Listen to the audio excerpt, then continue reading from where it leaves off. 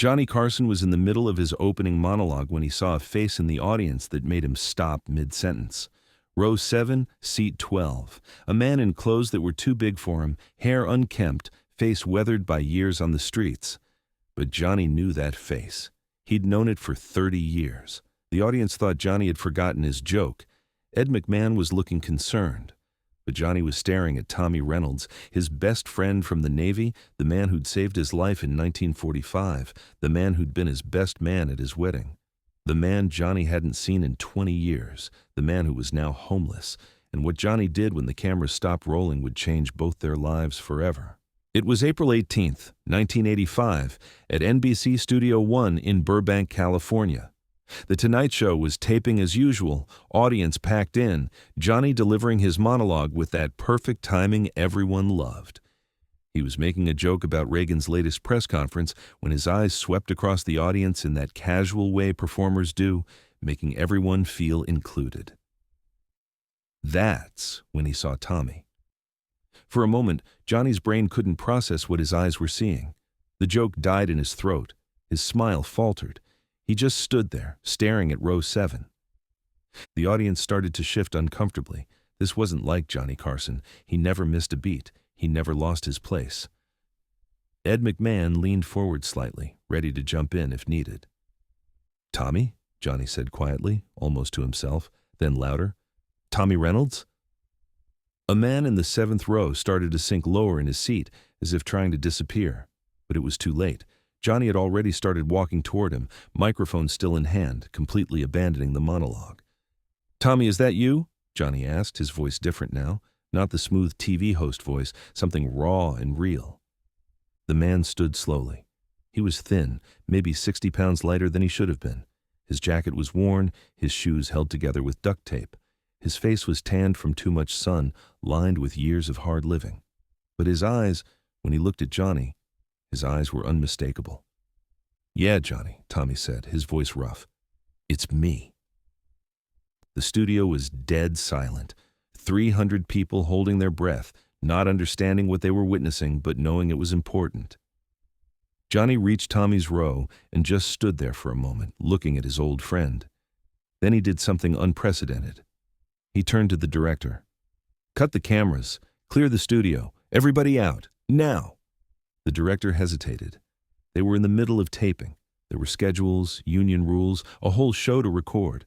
But something in Johnny's face made the decision easy. Cut cameras. Clear the studio. For the first time in Tonight Show history, the audience was asked to leave mid-taping. There were confused murmurs, but the audience coordinator started ushering people out.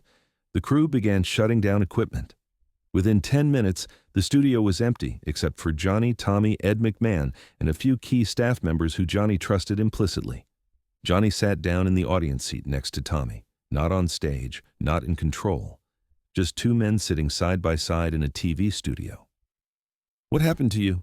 Johnny asked quietly. Tommy's face crumpled. "Everything, Johnny. Everything happened." The story came out in pieces. How after the war, Tommy had struggled with what they now call PTSD, but back then was just called being difficult or unstable. How he'd married, had 2 kids, worked construction for 20 years. How the nightmares never stopped. The USS Pennsylvania, the kamikaze attack, pulling Johnny's unconscious body out of the twisted metal while the ship burned around them. "I still dream about it," Tommy whispered.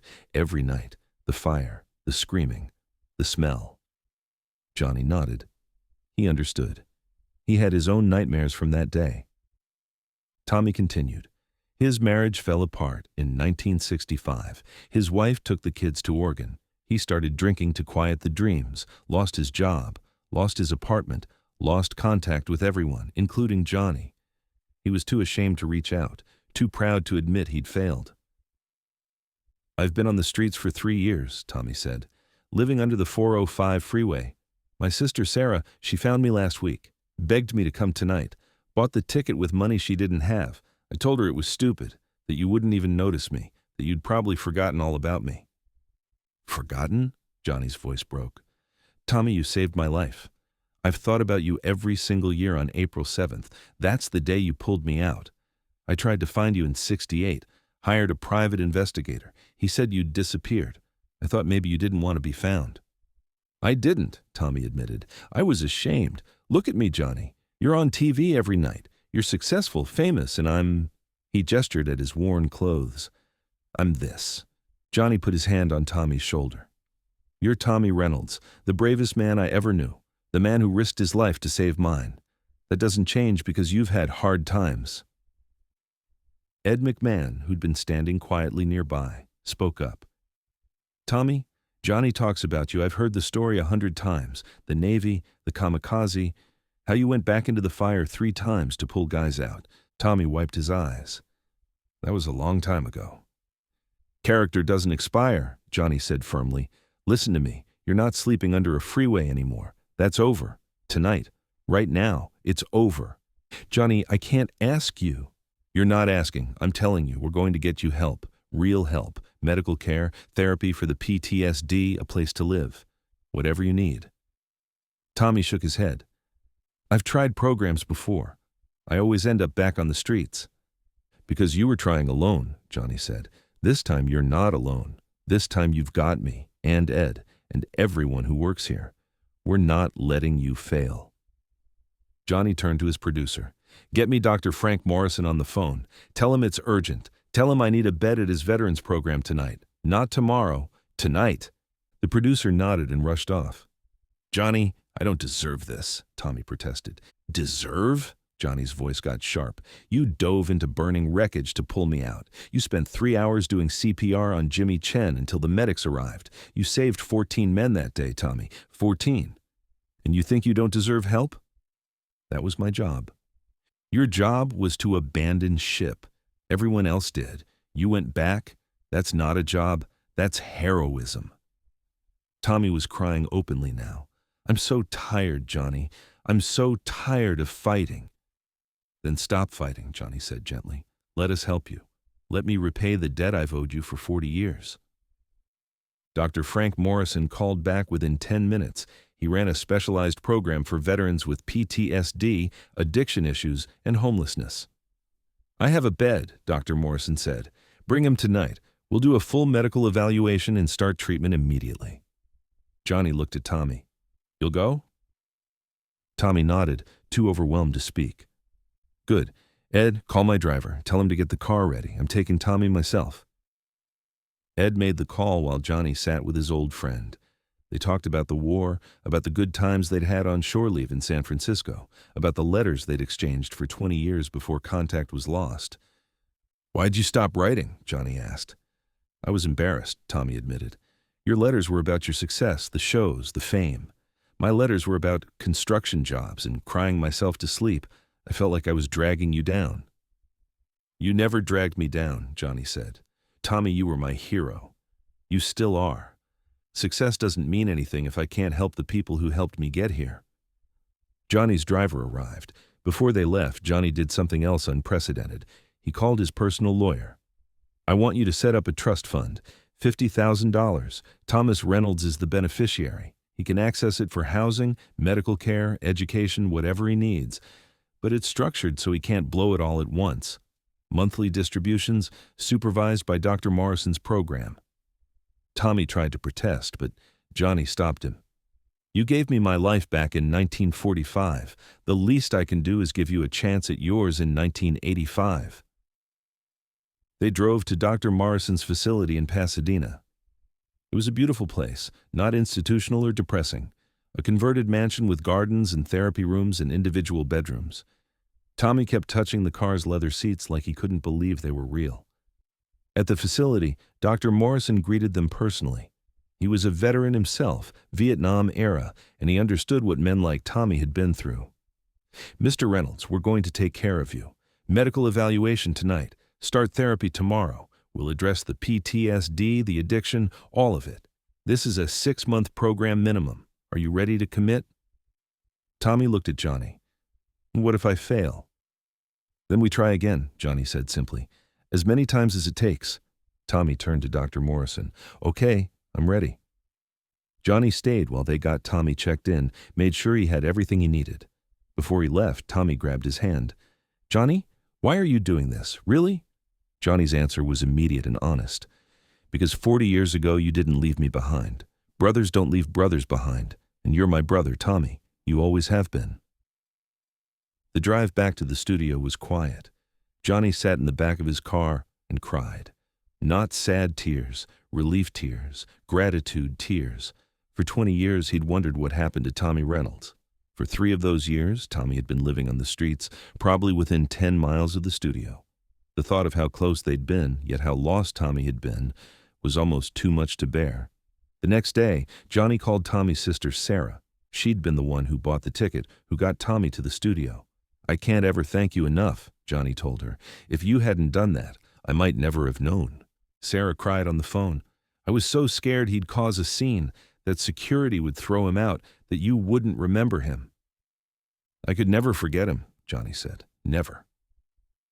Johnny visited Tommy at the facility every week, quietly, without press or photographers, just 2 old friends talking, sometimes about the war, sometimes about nothing important at all.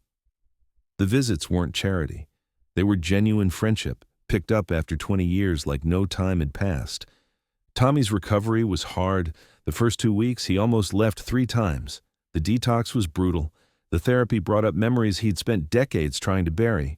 But Dr. Morrison's team was skilled, and Johnny's consistent presence made a difference. Every time Tommy wanted to quit, Johnny reminded him of the USS Pennsylvania. "You didn't quit when the ship was burning. You're not quitting now."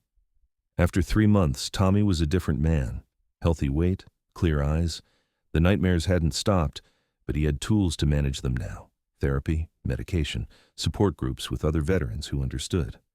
After 6 months, Tommy graduated from the program. Dr. Morrison had never seen a more dramatic transformation. "He did the work," Dr. Morrison told Johnny. "You gave him the chance, but he did the work." Johnny set Tommy up in a small apartment in Van Nuys. Nothing fancy, but clean and safe. He also found Tommy a job through a friend who owned a construction company. Tommy was 60 years old, but he could still work, and working gave him dignity, purpose. A year after that night at The Tonight Show, Tommy came back to the studio. This time, as Johnny's invited guest, he looked healthy, happy, alive. He wore a new suit that Johnny had insisted on buying him. When Johnny introduced him to the audience, he told the whole story. The kamikaze attack, the rescue, the 20 years of lost contact, finding Tommy homeless in the audience. "This man saved my life," Johnny told the viewers, "and last year I got the chance to return the favor. Tommy Reynolds is a hero, not because he pulled me out of a burning ship, although he did that. He's a hero because he fought his way back from a darkness most of us can't imagine. He's been sober for a year. He's working, he's living, and I'm proud to call him my friend." The audience gave Tommy a standing ovation. Tommy stood there, tears streaming down his face, overwhelmed by the support from strangers. After the show, Tommy told Johnny, "You didn't have to do all this. Tell everyone my story." "Yes, I did," Johnny said, "because there are thousands of men like you, veterans who came home broken and got forgotten. If telling your story helps even one of them reach out for help, it's worth it."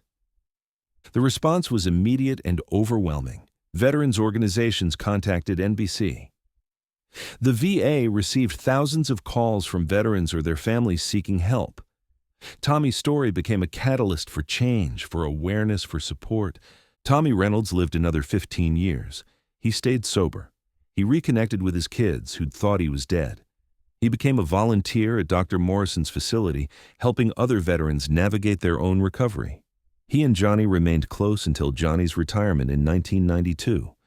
When Johnny Carson died in 2005, Tommy Reynolds was one of the pallbearers. At the funeral, he told a reporter, "Johnny saved my life. Not in 1985, in 1945. He just didn't know it. After I pulled him out of that fire, I had nightmares for decades. But every time I wanted to give up, I'd remember that I saved Johnny Carson, that my life meant something, that I'd done at least one thing that mattered. Johnny gave my life meaning before he even knew my name. And then, 40 years later, he gave me my life back." The Tonight Show never aired the footage from April 18, 1985. The episode was rescheduled and they taped a new monologue the next day. But everyone who was there that night remembered it. The night Johnny Carson stopped being a TV host and became just Johnny. A man who recognized his friend, who stopped everything, who proved that fame hadn't changed what mattered most. The story became legend among Tonight Show crew.